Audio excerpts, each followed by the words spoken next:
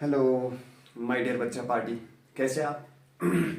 तो आज हम लेके आए हैं क्लास 12th चैप्टर नंबर 3 का लेक्चर नंबर 2 जिसमें हम बात करेंगे डायरेक्टिव वेलोसिटी की। बहुत ही इंपॉर्टेंट टॉपिक है और इसमें ऑलरेडी हम एक लेक्चर कर चुके जिसमें डिफाइन किया था इलेक्ट्रिक करंट। ठीक है, देखिए डायरेक्टिव वेलोसिटी को समझने से पहले कुछ चीजों का जानना बहुत जरूरी है। जैसे कि समझो, हमने क्या किया था, हमने यहाँ पे एक कंडक्टर पहले बनाते हैं,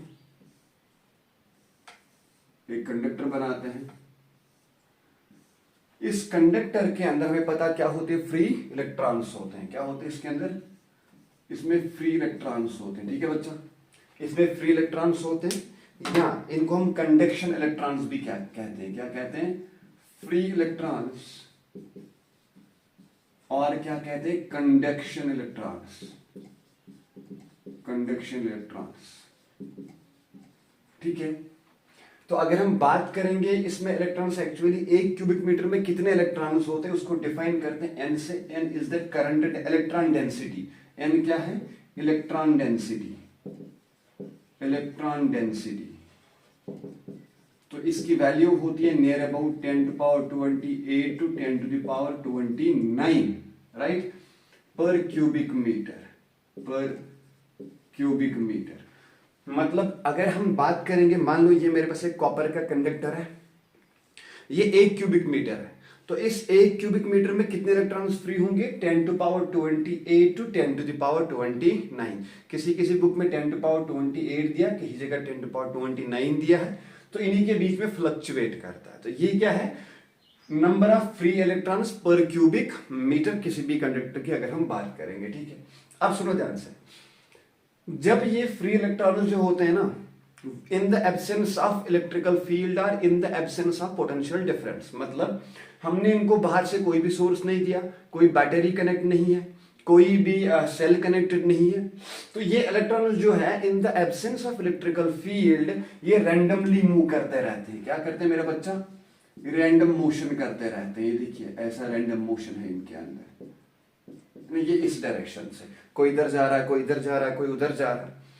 तो इन the absence of electrical field electrons क्या करते हैं? रैंडमली मूव करते हैं, बिकॉज इनके पास अपनी एक थर्मल एनर्जी होती है। क्या होती है? Thermal energy. थर्मल एनर्जी के साथ साथ जब ये मूव करेंगे तो इनके पास क्या आती है? एक थर्मल वेलोसिटी आती है। तो हम लिख सकते हैं कि इन the absence of external effect. Effect क्या हो? एक्सटर्नल क्या हो सकता है? एक्सटर्नल इफेक्ट का मतलब क्या है? एक्सटर्नल पोटेंशियल लिख सकते हैं, एक्सटर्नल बैटरी लिख सकते हैं, और हम लिखेंगे इन the absence of electrical field. ठीक है, या तो इलेक्ट्रिकल फील्ड के एब्सेंस में या तो बैटरी के एब्सेंस में इलेक्ट्रॉन्स क्या करते रहते हैं? कौन से इलेक्ट्रॉन्स? Free electrons. ये क्या करते हैं? रैंडमली मूव करते हैं।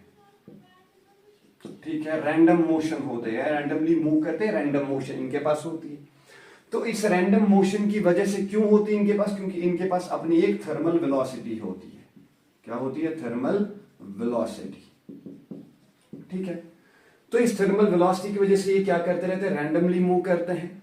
तो अगर इसमें देखा जाएगा तो रैंडमली जो मूव करते हैं ना, तो इनके पास कोई नेट डायरेक्शन नहीं होती है, नो नेट डायरेक्शन। तो इनके पास कोई पर्टिकुलर डायरेक्शन नहीं होती है, right. In the absence of electrical field the free electrons are randomly moving, right, and because of this random motion the electrons do not have any particular direction or have fixed direction, right। कोई देखो, जैसे कोई electron यहाँ पे ये इधर move कर रहा, एक इलेक्ट्रॉन इसके अपोजिट में मूव कर रहा, एक इलेक्ट्रॉन इस डायरेक्शन में मूव कर रहा, मतलब इनके पास क्या है? इनको एक पर्टिकुलर डायरेक्शन नहीं होती है, नो नेट डायरेक्शन, या हम कहेंगे no net particular direction, right, no particular direction. तो इनके पास एक पर्टिकुलर डायरेक्शन नहीं होता है, राइट। क्यों? क्योंकि ये रैंडमली मूव करते रहते हैं। इस प्रकार से जो इनके पास जो थर्मल वेलोसिटी होती है उसको हम कहेंगे average thermal velocity. Average thermal velocity, average thermal velocity जो होगी इनके पास that is equal to this zero. क्या होगी? जीरो। बात समझ आई? तो एवरेज थर्मल वेलोसिटी क्या होती है इनके पास? जीरो, क्योंकि इनके पास कोई पर्टिकुलर डायरेक्शन नहीं होता है, या हम ये कह सकते हैं इनका नेट डिस्प्लेसमेंट हम जीरो कह सकते हैं, राइट। मान लो एक इलेक्ट्रॉन इधर मूव कर रहा है, एक इलेक्ट्रॉन इधर मूव कर रहा है, आप उसमें कैंसिल करेंगे इफेक्ट, राइट? कोई पर्टिकुलर डायरेक्शन नहीं है. Because of this very particular thing the electrons acquire thermal velocity and the average thermal velocity is 0, right? अगर मैं बोलूं कि इस कंडक्टर के पास we have n number of electrons, how many? We have n number of electrons, then we can say that u1, u2, u3 up to un, ये क्या होंगी? Thermal velocities. क्या होंगी? Thermal velocities of n number of electrons. ठीक है, ये thermal velocity होगी. Electron 1 की u1 होगी, इलेक्ट्रॉन 2 की u2 होगी, इलेक्ट्रॉन 3 की u3, एंड इलेक्ट्रॉन n की क्या होगी? Mu n thermal velocity. And we know that इनकी थर्मल क्या होती है? Average 0. So we can write down mu average या u average is equal to the 0, right? u average 0 का मतलब क्या हुआ? That is u1 plus u2 plus u3 plus so on plus un divided by n. क्या है ये क्या है? एवरेज है ना. एवरेज क्या होता है? Sum of velocities divided by number of velocities. ये किसके बराबर होगा? This will be equal to the 0, right? This is equation number first. ये आपको याद रखना पड़ेगा. फिर से एक बार एक्सप्लेन करते, क्या मैंने बोला कि ड्रिफ्टिव वेलोसिटी एक्सप्लेन करते. इसके लिए पहले मैंने एक कंडक्टर लिया. कंडक्टर को मैंने कोई भी बैटरी या एक्सटर्नल फील्ड नहीं दिया. बैटरी और एक्सटर्नल फील्ड के एब्सेंस की वजह से इलेक्ट्रॉन्स के पास क्या होगा? एक रैंडम मोशन होगी. रैंडम मोशन की वजह से जो इलेक्ट्रॉन का नेट डायरेक्शन होगा वो 0 होगा. That means electrons do not have any electrons do not move in a particular direction. Because of these very two particular things the average thermal velocity of electron is 0, right? तो इनकी average thermal, मैंने बोला कि u1, u2, u3 and un क्या है? Thermal velocities of n number of electrons. Then the average thermal velocity is equal to the 0. इसको हमने क्या लिखा? Equation number first. ठीक है, इसको मिटा दो इसको. ये बात बहुत इंपॉर्टेंट याद रखना. म्यू एवरेज क्या होता है? 0. ठीक है, अब देखिए ध्यान से. अब देखना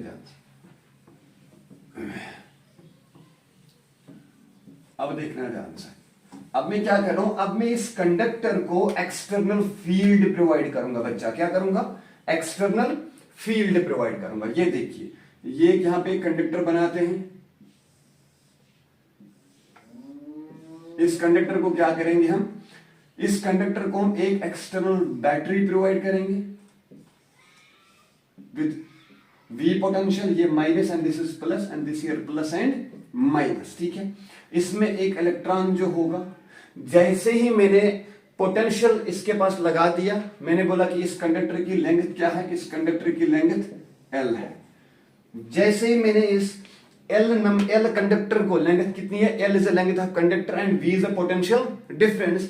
जैसे ही मैंने पोटेंशियल डिफरेंस इसको लगाया तो इसके पास आएगा क्या? एक electrical field from positive to the negative.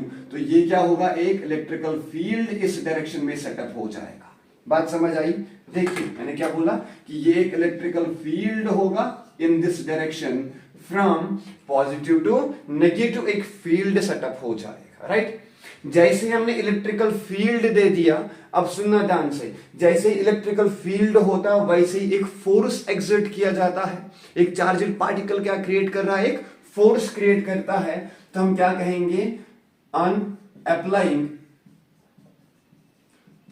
Applying electrical field. ठीक है, जैसे हमने इलेक्ट्रिकल फील्ड अप्लाई किया, राइट? ठीक है, sorry, on applying potential difference. On applying a potential difference, an electrical field E is set up from positive to negative, right? क्या किया मैंने? एक बैटरी अप्लाई की, इसने V पोटेंशियल दिया. V पोटेंशियल के देने की वजह से ही इस कंडक्टर में क्या सेटअप हुआ? एक electrical field from positive to negative direction. जैसे ये फील्ड सेटअप हुआ तो आप समझो ध्यान से, तो ये इलेक्ट्रॉन पे एक फोर्स लग जाएगा, राइट? हमें पता है कि इलेक्ट्रिकल फील्ड होने की वजह से एक चार्जड पार्टिकल पे एक फोर्स लगता है, that is Q into E. Charge on the particle and E is the electrical field. Now I am having what? I am having here E charge, right? So I can write down F is equal to the minus E into E because charge and electron is negative, right? तो मेरे पास charged particle कौन सा है, ई। तो ये जो force experience करेगा ना, ये फोर्स एक्सपीरियंस होता है opposite to the electrical field. क्या होता है, in opposite to the electrical field. मतलब कि अगर इलेक्ट्रिकल फील्ड इस डायरेक्शन में है, इस चार्जेड पार्टिकल पे फोर्स लग जाएगा अपोजिट डायरेक्शन में। ठीक है, हमें पता है कि वो फोर्स, क्योंकि इलेक्ट्रॉन कैसे नेगेटिव चार्जेड पार्टिकल है, तो ये फोर्स एक्सपीरियंस करेगा in negative direction. So here F is equal to minus E into E. ठीक है, बात समझ आई बच्चा? इसको मिटा दूं। अब देखिए, तो इसको हम क्या बोलेंगे, this is equation number second. First वाली क्या थी, फर्स्ट वाली थी U average is equal to the 0। ठीक है, तो जैसे मैंने ये वाला फील्ड सेटअप किया, इक्वेशन नंबर सेकंड बना दिया। अब देखिए, हमें पता है कि जब भी किसी ऑब्जेक्ट पे फोर्स लगता है तो वो एक्सेलरेट करता है। तो यहां मेरे पास क्या है, एक चार्जेड पार्टिकल है, तो इलेक्ट्रॉन क्या करेगा, जैसे इलेक्ट्रॉन के ऊपर क्या लग जाएगा, एक फोर्स लग जाएगा, तो ये इलेक्ट्रॉन के ऊपर एक एक्सेलरेशन आएगी in the direction of force. ये भी हमने पता 11th में सीखा है कि जिस डायरेक्शन में फोर्स लगती है उसी डायरेक्शन में एक एक्सेलरेशन भी आती है इलेक्ट्रॉन के पास, राइट। तो जैसे एक्सेलरेशन इस डायरेक्शन में आई, तो ये चार्जेड पार्टिकल इलेक्ट्रॉन क्या करेगा, ये स्पीड गेन करेगा। अब मसला यहां पे ये है, क्या एक्सेलरेट करने से क्या ये कंटिन्यूसली स्पीड गेन करेगा या कभी कभी करेगा? सुनो ध्यान से, सुनो ध्यान से। ये इलेक्ट्रॉन यहां पे, ठीक है, अब इस कंडक्टर के अंदर क्या होंगे, पॉजिटिव एटम्स होंगे, पॉजिटिव आयन्स होंगे। सर ये पॉजिटिव आयन्स कहां से आए, सुनो ध्यान से। ये इलेक्ट्रॉन, फ्री इलेक्ट्रॉन कहां से आया, ये आया जब एक एटम ने इलेक्ट्रॉन लूज किया होगा। जैसे इस कंडक्टर में एटम्स है, वो एटम क्या करेंगे, इलेक्ट्रॉन लूज करेंगे। जैसे वो लूज करेंगे तो उन पे पॉजिटिव चार्ज आएगा, उनको हम कहते हैं पॉजिटिव आयन्स, राइट। जैसे ये इलेक्ट्रॉन चला, एक्सेलरेट किया, तो ये सामने क्या करेगा, पॉजिटिव आयन के साथ कोलाइड करेगा। ये करेगा जैसे अगेन किया, सामने खचक, ठीक है, सामने किसे, जैसे इलेक्ट्रॉन आया, जूम करके सामने क्या मिला, पॉजिटिव आयन। जैसे पॉजिटिव आयन मिला तो ये क्या करेगा मेरा बच्चा, इसको कोलाइड करेगा। तो जैसे ही कोलाइड करेगा तो इसकी स्पीड डिक्रीज हो जाएगी, फिर स्टार्ट हो जाएगा, ऐसा करते करते सामने फिर से पॉजिटिव आया, फिर से क्या करेगा, स्पीड डिक्रीज करेगा। तो दैट मींस जो इलेक्ट्रॉन है ना, उनके पास एक ड्रिफ्ट स्पीड आती है, उनके पास एक कंटिन्यूअस स्पीड नहीं है, बिकॉज ऑफ कोलिजन। सुनो ध्यान से। तो दैट मीन्स हम यहां क्या कह सकते हैं कि जैसे इलेक्ट्रॉन निकला, ये क्या करेगा, पॉजिटिव एटम के साथ कोलाइड करेगा, ये कोलिजन शो करेगा। तो दैट मीन्स ये कंटिन्यूअसली एक्सेलरेट नहीं करते, तो ये क्या करते हैं, ड्रिफ्ट करते हैं मेरे बच्चा। क्या करते हैं, ड्रिफ्ट करते हैं। बात समझ आई? इलेक्ट्रॉन थोड़ा चला, फिर रुका, कोलाइड हुआ, फिर चला, फिर रुका, तो ये ऐसे हुआ है ना, जैसे ड्रिफ्ट किया जाता है, इसको कहते हैं ड्रिफ्ट, वेलोसिटी गेन करेगा, राइट। अब सुनो ध्यान से, जब इलेक्ट्रॉन इधर से निकला होगा, अब ये इधर क्या करेगा, इसको पॉजिटिव आयन से कोलाइड करेगा, है ना। मुझे पता है इलेक्ट्रॉन के पास इनिशियली क्या होती है, एक थर्मल वेलोसिटी होती है u, जो हमने पढ़ा। जैसे एक्सेलरेट करेगा तो कुछ वेलोसिटी गेन करेगा, उसको हम कहेंगे that is v velocity gain करेगा। ड्रिफ्ट, इसको vt को कहते हैं, ड्रिफ्ट वेलोसिटी, राइट। अब सुनो ध्यान से, इसके बीच में कुछ टाइम लगा होगा, राइट। इसके बीच में क्या लगा होगा, इसको टाइम, राइट, कि मतलब जब इलेक्ट्रॉन कोलाइड हुआ, फिर नेक्स्ट कोलिजन होने तक उसको कुछ टाइम लगा होगा, है कि नहीं। That time is known age relaxation time. क्या उसको बोलते हैं, रिलैक्सेशन टाइम। तो that means, right, relaxation time क्या होता है, रिलैक्सेशन टाइम होता है the time taken and the time between two successive collisions। बात समझ आई, सक्सेसिव कोलिजन्स, राइट। और ये जो टाइम लगता है ना, ये बहुत शॉर्ट पीरियड के लिए लगता है। जैसे इलेक्ट्रॉन गया, जूम, कोलाइड हुआ, राइट, यहां से निकला, कोलाइड हो, इसके बीच का टाइम, एक the short time, right, between the two successive collisions is known as what, the relaxation time, right. I can say that, right. देखिए, the time taken by the free electron to accelerate, right, accelerate करने के लिए इसको जो time लगा होगा, और next collision करने से पहले ही जब इलेक्ट्रॉन निकला, इसने एक्सेलरेशन स्टार्ट किया, गेन इन वेलोसिटी किया, इसके बीच का जो टाइम है नेक्स्ट कोलिजन होने से पहले ही जो टाइम लगा इसको, पहली कोलिजन से नेक्स्ट कोलिजन होने तक का जो टाइम है उसको कहते हैं relaxation time. The time between the two successive collision is known age relaxation time. Clear है भाई? अब देखना, इसको मिटा दूं। अब देखो मेरा बच्चा, अब देखो मेरा बच्चा, हमें पता है कि जब इलेक्ट्रॉन मूव करेगा किससे, एक थर्मल वेलोसिटी u से for time t1 it gains a velocity v1। ठीक है, अगर मेरे पास एक इलेक्ट्रॉन है that moves thermal velocity with u1 for time t1, then it gains a velocity of v1, so I can write down what v1 is equal to u1 plus a t1, right? अब देखना ध्यान से, ये जो relaxation time है ना, ये जो रिलैक्सेशन टाइम है इसको हम डिनोट करते हैं टाउ से। इसको बोलते हैं टाउ। क्या बोलते हैं? Tau, TAW, tau, right? इसको टाउ से हम डिनोट करते हैं। तो यहां मैंने लिखा, देखो इसको T1 ही कहेंगे हम, इसको हम T1 ही कहेंगे, टाउ 1। मतलब इसको, मतलब जब एक इलेक्ट्रॉन चलेगा, जैसे इसके पहले थर्मल वेलोसिटी थी, अब उसको हमने इलेक्ट्रिकल फील्ड दिया तो वो कुछ एक्सेलरेट करेगा, एक्सेलरेट करने से उसके पास कुछ वेलोसिटी आएगी after time t1, that velocity is v1 is equal to u1 plus at1। Similarly v2 second electron के लिए क्या बनेगा, u2 plus at2, and for nth electron तो क्या बनेगा, vn होगा, that is equal to μn plus atn। ठीक है मेरा बच्चा? ठीक है, तो ये हमारे पास हुआ क्या, जो उन्होंने वेलोसिटी गेन की, जो उन्होंने एक्सेलरेट करने से जो वेलोसिटी उनके पास आई, ठीक है, फाइनल वेलोसिटी, तो वो हमने डिनोट किया v1, v2 एंड vn से बच्चा। ठीक है, तो अगर मैं यहां पे इनकी एवरेज निकाल दूं तो vd, मेरे को ना ये ड्रिफ्ट वेलोसिटी होती है, बाद में समझाएंगे, तो vd will be what, v1 plus v2 plus so on vn, because we have n number of electrons। Clear है? अब आगे देखो, ये vd मेरे पास, तो vd को क्या लिखूं, vd is equal to v1 की जगह क्या है, μ1 at1, तो u1 plus at1 plus u2 plus at2 plus so on un plus atn। ठीक है, ये Tn क्या है, T1 T2 Tn क्या है, ये है टाउ रिलैक्सेशन टाइम। जरा देखिए यहां से U1 U2 Un को कॉमन ले जाओ, एंड ये भी क्या है n, क्योंकि ये एवरेज वेलोसिटी क्या बनेगी, sorry it's divided by n average velocity है ना, क्योंकि ये एवरेज ड्रिफ्ट है, इन सबका एवरेज निकालने, तो हमें क्या करना है, total number of velocities, sum of velocities divided by total number of velocities. If we have n number of electrons then we have nth velocity, right? तो इन सबका एवरेज निकाल के मैं क्या करूं, मैं लिखूं vd is equal to u1 को u1 plus u2 plus so n un divide by n plus a into t1 plus t2 plus so on up to tn divide by n।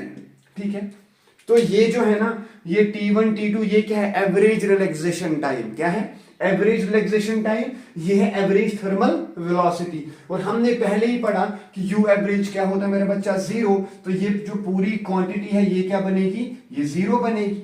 बात समझ आई? तो इसको ऊपर मिटा दो, ऊपर मिटा दो इसको बच्चा। देखिए इसको यहां से मिटा रहा हूं, ठीक है, यहां से मिटा रहा हूं, देखिए ध्यान से, देखिए ध्यान से, देखिए ध्यान से, इधर से।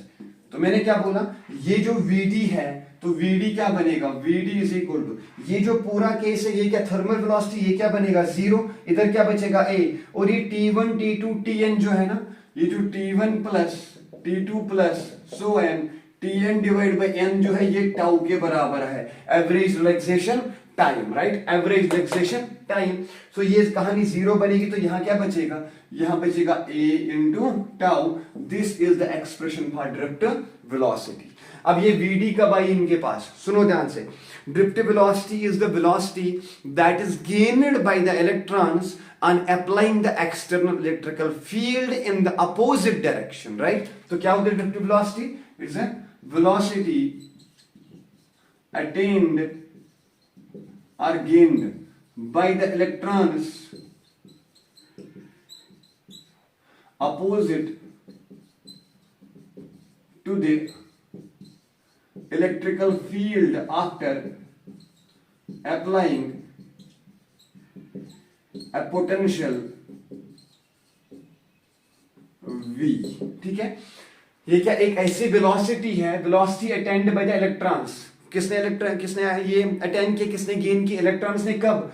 कब जब हमने एक V पोटेंशियल अप्लाई किया opposite to the electrical field, क्योंकि V पोटेंशियल क्या करेगा, इलेक्ट्रिकल फील्ड सेटअप करेगा।